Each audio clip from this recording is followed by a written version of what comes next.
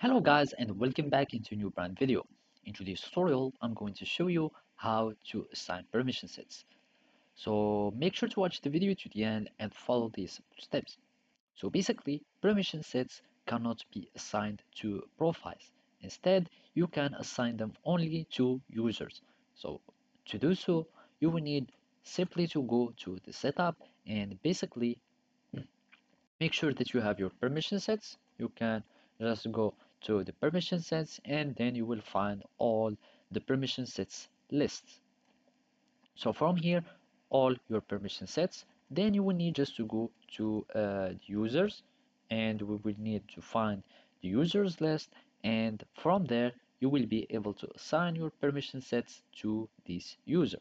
So simply click on any user and then you will need to click on edit, and here in the edit we will be able to assign permission sets to this uh, user. So as you can see, those are the profiles and everything here. So I'm just going to click save, and then we will need just to go down, and then we will find either the permission sets group or the permission sets assignments, etc. So you will need just to edit assignments, and basically now you can add your permission sets to this user.